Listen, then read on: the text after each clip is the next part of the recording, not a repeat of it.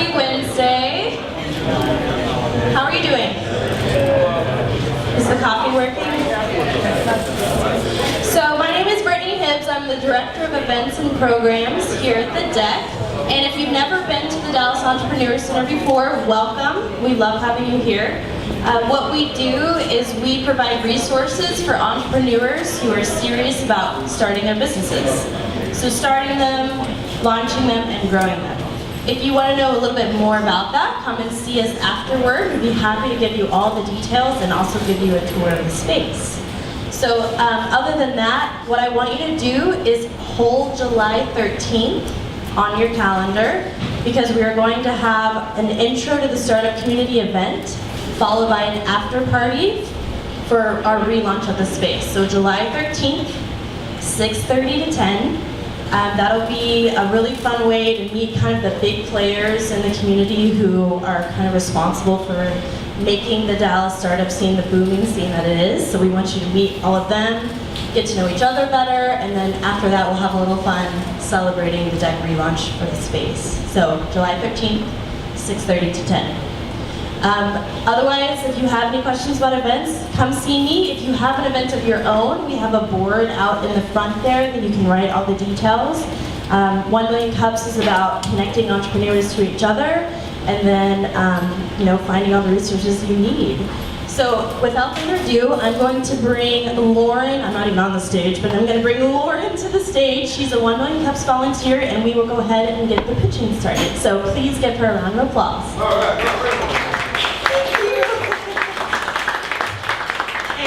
The real round of applause does go to the Deck, because we cannot do this every week without them. So thank you for always being a wonderful venue and host. So big round of applause for the Dallas Entrepreneur Center. My name is Lauren Finnegan. I'm one of your city coordinators, along with Christy and Edna. And if you have any questions at all, please do not hesitate to come find us after the program or email us at dallas@1millioncups.com. And then if this is your first time here, welcome. We're here every Wednesday from 9 to 10 a.m. And we're an educational program produced by the Kauffman Foundation, here to inspire, educate, connect, engage all local entrepreneurs while helping build startups on a grassroots level. We'll have 2 presenters today with 6-minute presentations, 20-minute Q&A, and feedback. So if you have anything you'd like to say at all, please raise your hand. Christy will come around with the mic, since we are filming for our YouTube channel. So please raise your hands high if you do have a question for us. And then a big thank you to our vendors, Kurtu. Thank you very much for always providing delicious treats for us. Big thank you. And then Shade Tree Coffee Roasters for keeping us caffeinated. That is a big deal, because we're all love coffee.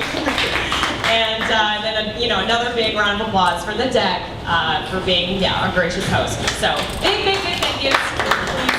And a tradition we have here is that every time we welcome someone onto stage, we stand up and have a huge round of applause. So let's practice that for our first presenter, Dave from Astrapi. So everyone, please.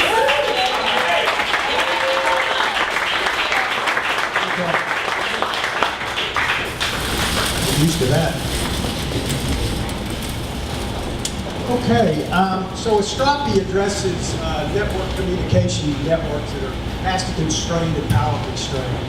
While the supply of spectrum is finite, the demand for it's not. So that's why network operators spent over $44 billion at the most recent auction. And that's why we were organized, was to alleviate network congestion, licensing spiral modulation. So spiral modulation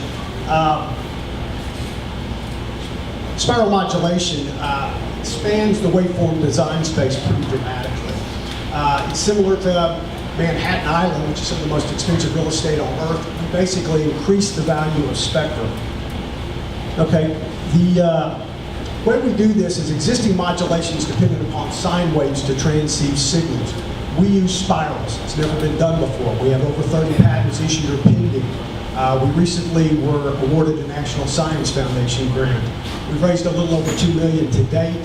Significantly, we're one of the first members of the National Spectrum Consortium. They have $1.25 billion budgeted to optimize spectrum. For a lot of reasons, we're uniquely positioned to capture some of that and are giving a handful of partners to do just that.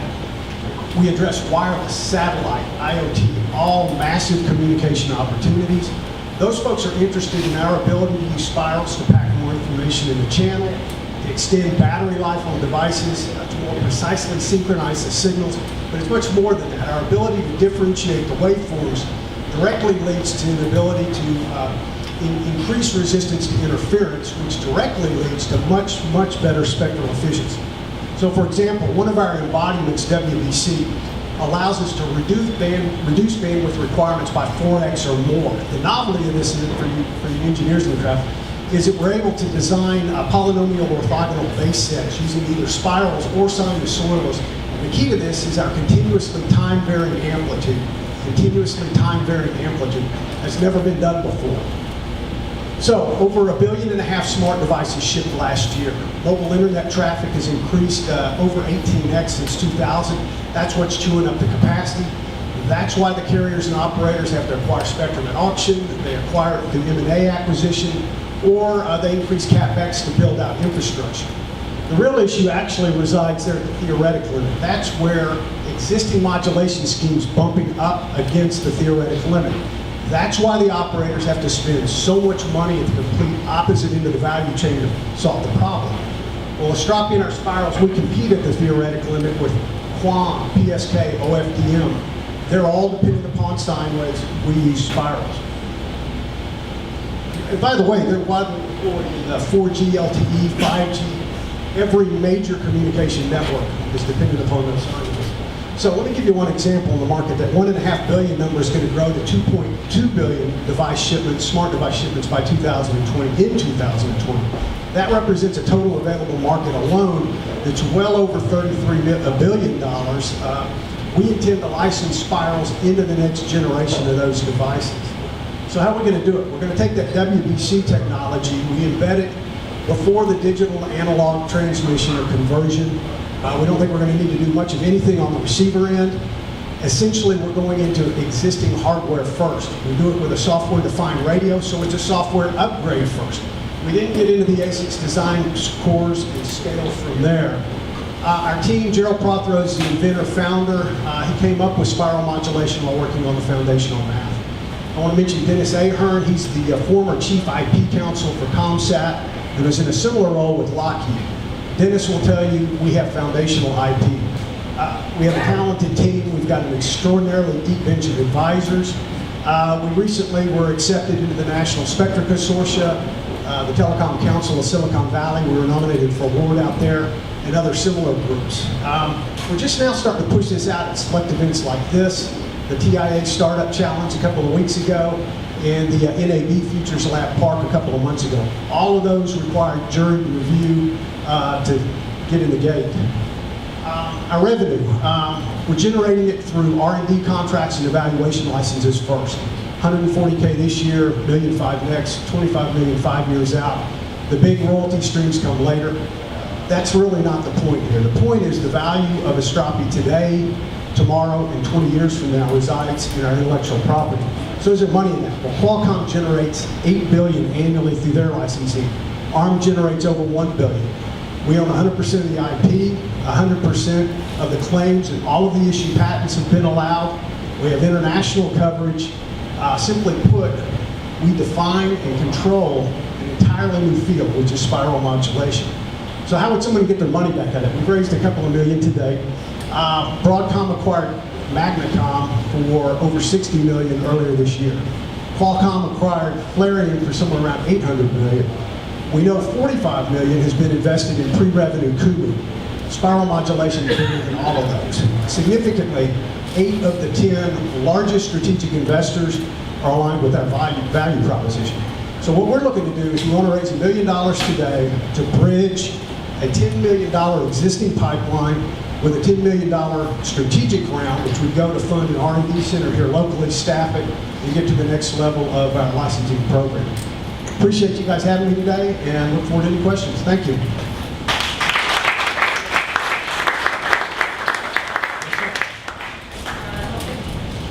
We're going to open up the floor for questions. Greg will be running the mic to you. Hey Dave, thank you very much for your presentation. My name is Mark Good. I'm with Pixels and Profit. Moved back to Dallas 6 months ago to start a venture unrelated to defense, but spent 14 years in defense. Extremely familiar with issues that you're addressing. DARPA spent 4 years and a lot of money on dynamic spectrum allocation. It failed for a lot of important reasons. We'd be happy to talk with you afterwards about facilitating introductions, if you don't have them, to two Army organizations, CERDEC and CCOM, both of whom will die for that, because battlefield spectrum allocation is an enormous problem.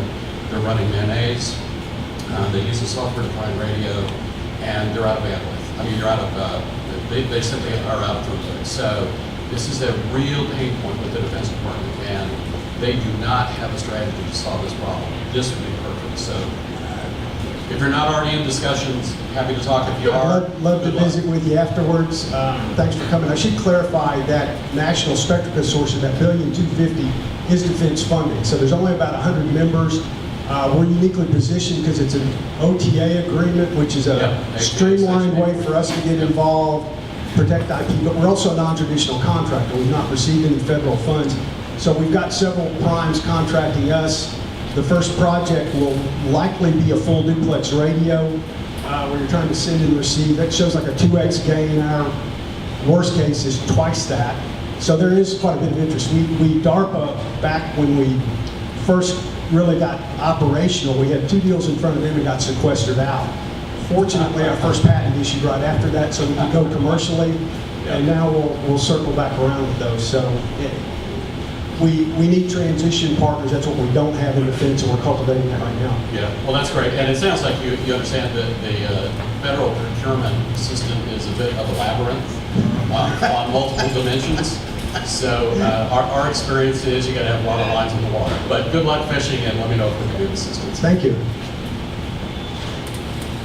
Hi, I'm Kim Roberts, and I'd like to talk to you sometime. I did M&A for Ericsson and Cisco. Oh, great. Okay. Fantastic. If you're in a communications spot, the Telecom Communications of Silicon Valley aggregates their innovation scouts with startup companies, and is a really great way to do that. We've had some engagement with Ericsson through those folks, but not on the M&A side. Thank you. Anybody else? Hey Dave. Hey, Dave. So this is like a super technical solution that you're creating and all of this. So do you see that the hurdle of trying to either explain this to investors or to find it? Are you just trying to find people that already understand the issues, or are you looking outside of this telecom industry and everything like that? There's a reason why we're just now starting to push this out of groups like this. Our approach has been almost exclusively to go into CTO, advanced concept office, the guy that's PhD, double E, that's a ham radio operator. So we've really parsed this down with the guys that get it. Everybody's, particularly those folks, are extraordinarily skeptical, but they generally do not want to be on the wrong side of this. So that is, we're flipping from a technical, here's what we've done, into an execution model of how we're going to do it, and have enough of the ducks in a row and the proof points and the validation points to carry it forward. On this NSF grant that we were just awarded, one of the partners, a guy named Fred Harris, who's noted signal processing expert out of San Diego State, wrote the book on signal processing. If you called him, he'd say, I don't know if it works. I think it's got problems with it, but I think it's significantly different, that it merits an awful lot of research, and let's peel it away and figure it out. Because the alternatives are very expensive trying to meet the demand, and this is the first really novel, disruptive thing that's come along. So the answer to that is yes. Usually the business development people will flip it over into that arena in the first place. And even then, the experts have to dig back, because we're talking about the foundations of communication theory. So are you doing any sort of effort into trying to make it easier to understand, or finding a way to better reach a broader audience? Yeah, the question is, are we trying to make it easier to understand? And actually, that was my effort today. We got some work to do on that, clearly.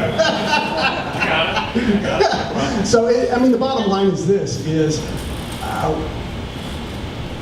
if you don't fully get it, you're probably not our target audience. We're not going to go to venture funds or corporate venture guys that don't get it and can kick it around. The other piece of that is they got to be highly skeptical, because if they aren't, then they aren't going to get it, and they really need to get in and peel it away and understand exactly how it comes together. The issues are we validated the math, we validated the theory, we've got the fourth iteration of the simulation suite in place being evaluated, of generating IP out, more IP than we can keep up with, frankly, right now, and to transition it into a hardware type deployment to get to the next step. Once we have that and it's bulletproof, then it becomes more of a general pitch. The pitch for the consumer would be this: if we're right, okay, you get the same throughput, but you get significantly higher performance on your battery, right? So you're not tethered to your wire. We're showing results that are 200% to 300% gain on that alone. So you've got all sorts of hardware ramifications with that as it deals with security, trying to build in encryption, things that you just can't do right now. On wireless IoT, interfering channels, that is a tremendously big problem right now. And it gets worse because the solution is you torque up the power to get your message through, which creates more interference, and you've got more nodes doing that. Well, as you get into your autonomous vehicle with all these nodes communicating, you got some real issues there. This could solve that based on just the way we differentiate the signal, and that nobody, it's completely different from a sine wave going in a complex circle as a spiral. So it is a big challenge, that's for sure. Thanks. Okay, thank you all. Anybody else? The final question, what can the community do for you? What can community, anybody that you know that is a AA RF in the communication space, let us know. We are actively looking for RF engineers right now. Our constraint is we've got this deal pipeline that we think we've got a real high probability of securing additional wins, probably in the fourth quarter. We're going to need some help digging into that. We need, ideally, is someone that's got some experience, has got startup experience, is willing to kind of the big R, but also transition into the implementation and help solve some of the issues we have there. So thanks.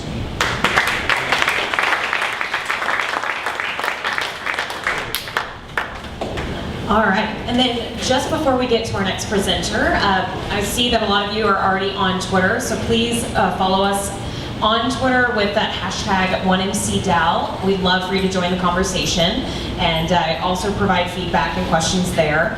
And also please go ahead and get some more coffee if you have, not already. We're about to bring up our next presenter. So please, everyone, welcome to the stage Arun from Skyven Tech.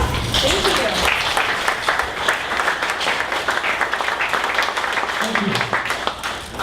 Hey, my name is Arun Gupta. I'm the founder of Skyven Technologies, and we're doing commercial scale solar thermal systems. So I want to start by talking about traditional solar energy today. Now, solar is great, but it's got a huge problem. 80% of the energy collected by a traditional solar panel is wasted as heat that floats off into the atmosphere. The theoretical best, the very best that traditional solar will ever be able to do, still wastes 2/3 of the energy that it collects.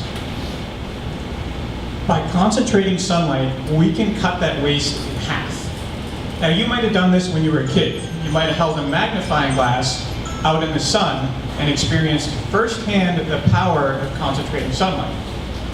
But why should we do this as adults?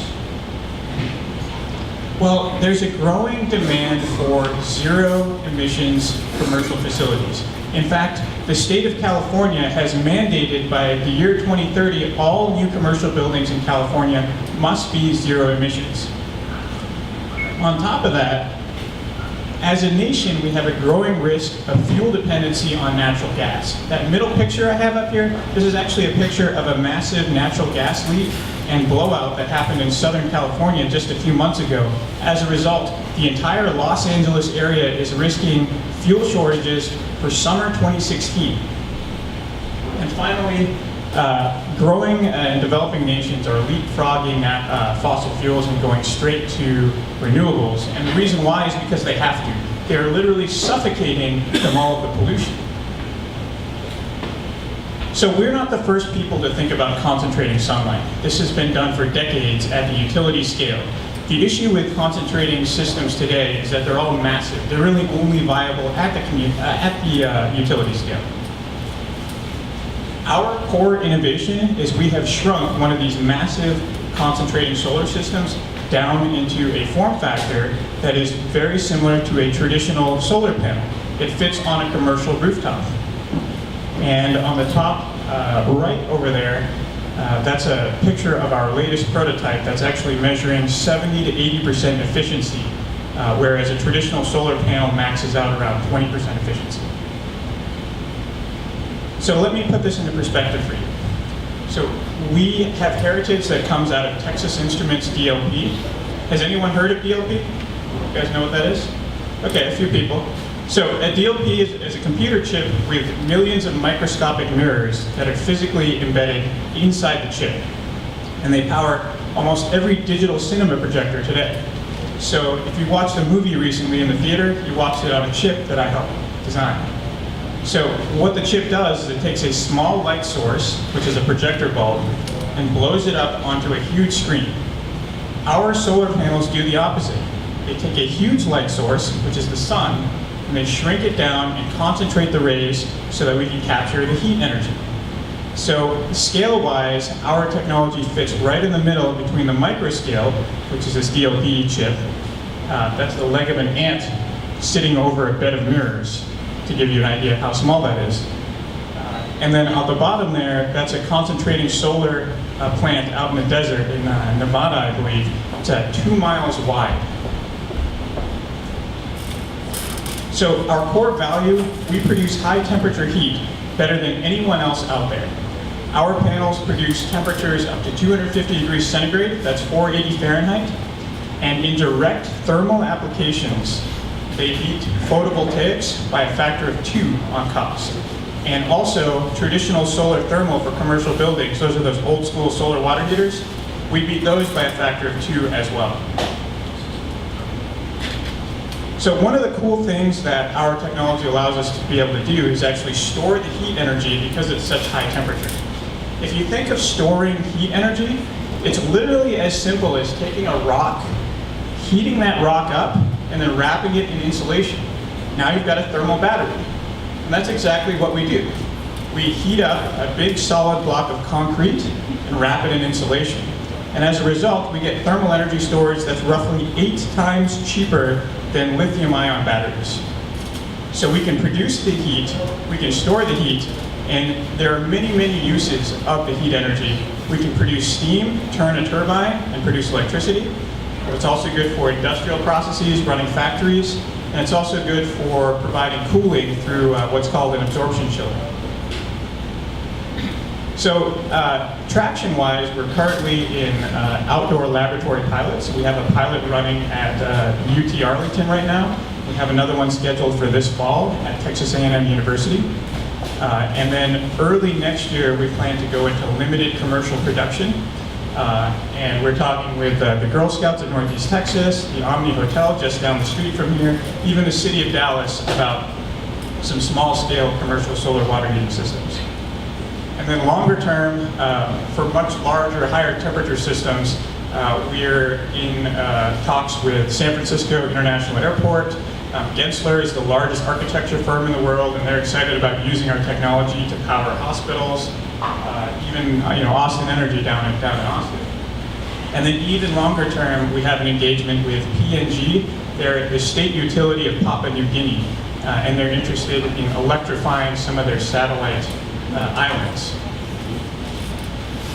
So let me wrap up by just talking about the team. So there's me, I'm the founder. So I came out of Texas Instruments. And in fact, TI actually invested around $30 million in my PhD project that was actually more related to the last talk than it is to this talk. But we also have Javier Oliver, who's he's a Texas PE, he's a Stanford grad, he's a design guru, he's done everything from consumer products all the way up to parts for aircraft. We've got Aaron Gaffman, who formerly founded a West Texas wind energy development company. While he was with that company, they developed over 1 gigawatt of greenfield wind projects. And finally, Scott Wisenhund is formerly VP of Design and Manufacturing at Flextronics. They're the world's second largest contract manufacturer. Okay. I'd like to open the floor for questions.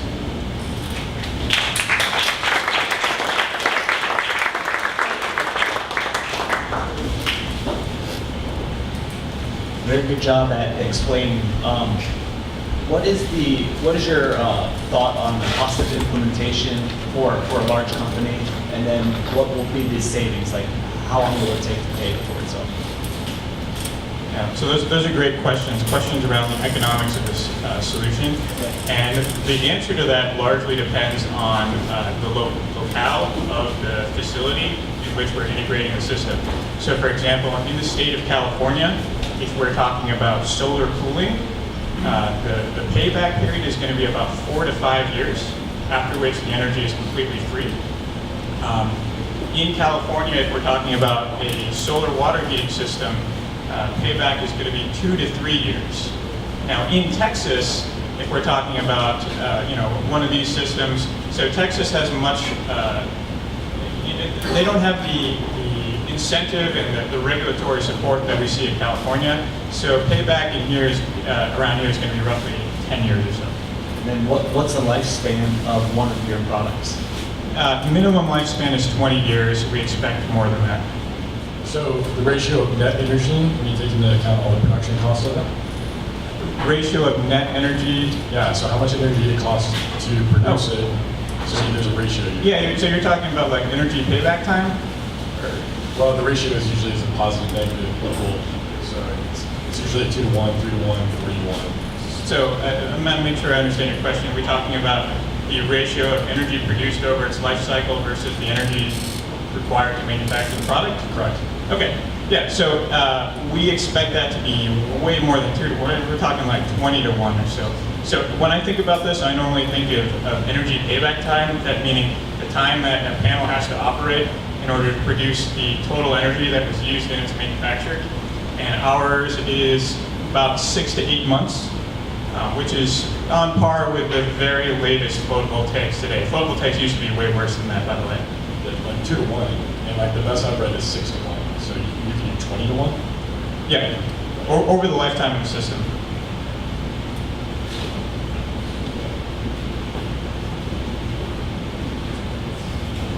You talked about a commercial application. Is there a residential application that you guys will be aiming for also? Or? So long term, maybe we may go into residential applications. The limiting factor for this is that it really requires larger installations. Installing just one panel on a rooftop doesn't really make a lot of sense, just because of some of the installation costs don't scale very well for small installations. But longer term, we may investigate that. Shorter term, this is really great for community heating. So things like district heating, which is popular on campuses. It's also popular in Europe, not so popular in neighborhoods in the U.S. But we're looking internationally as well as domestically for market applications. Mark Gooding, at the risk of being tagged the defense guy, a couple of observations. There are 3 programs in the Army trying to solve this problem now. None of them have gotten there. The Army is an expeditionary fighting force that frequently finds itself off the grid. So efficiency of energy production is extremely important because the consumption of energy in combat outposts and other environments is extremely high. They run out of power all the time. So as you think about your marketplace, the defense community would be extremely interested in this, and they are not price sensitive. So the issue of 20 to 1 payback, 4 to 1, 3 to 1, it's 3 times as efficient, 3 times the power for weight. So you think it's size, weight, and power. What you've developed in terms of the functional capability and the power that it delivers, remember it has to be moved geographically into a location. That's the ratio they look at.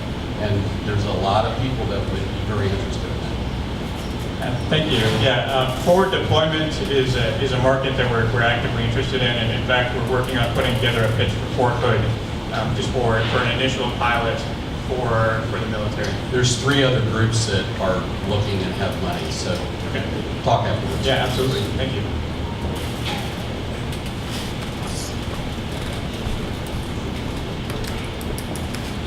Really quick, sorry. There's a Nissan Altima that's parked outside where it's not supposed to be parked. So if any of you have a Nissan Altima, can you go and clean your car?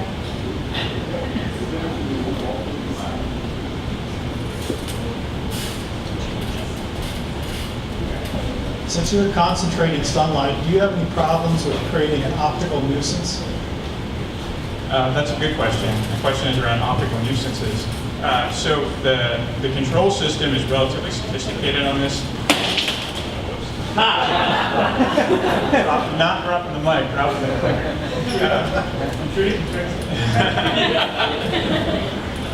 Yeah, so the control system is sophisticated, so it prevents misalignment of the mirrors. It could do something like shine down a pedestrian or shine down an airplane. So that's a major concern that we've taken into account from the design of this thing from the ground up.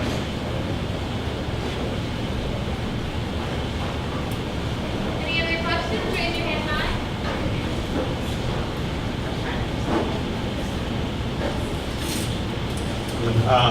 I had a question.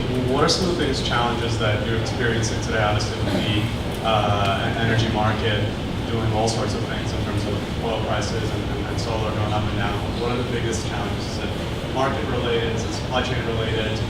Is it just sort of getting people to kind of buy into an idea like this?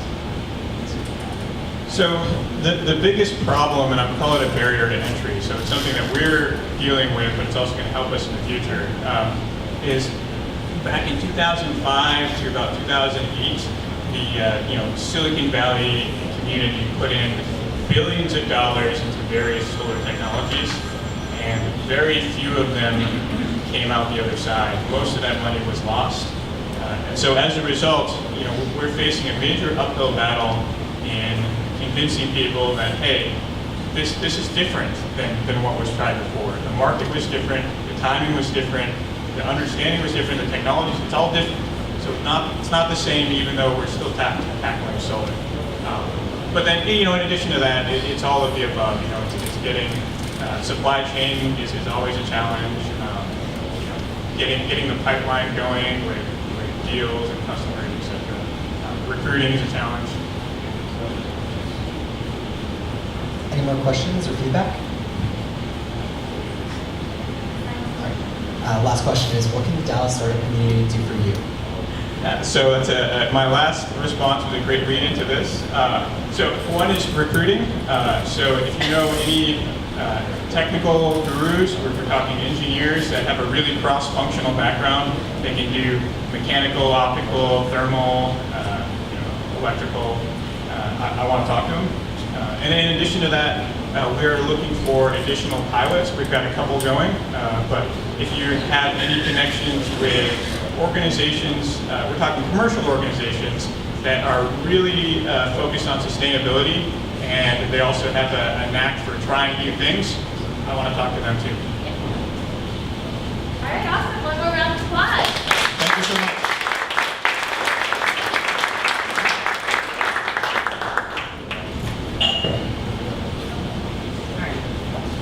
We do have one little announcement, but before we do, just to thank you again, and we'll be here every Wednesday, 9 to 10 a.m. After this, we'll have networking open for everyone, and then if you'd like a tour of the deck, you can find Emmanuel. He'll raise his hand back there. This is your first time to this space. And then also, please follow us on Facebook, subscribe to our newsletter, our YouTube channel. We'll have the video and the newsletter up on Monday with all of this content, so please share that. And then a big announcement that we have to make. It's kind of sad. Go ahead, Chrissy. Our third coordinator, Edna, is going to be moving on to a new opportunity in Arizona, so we just wanted to give her a warm send-off. If everybody could give her a round of applause.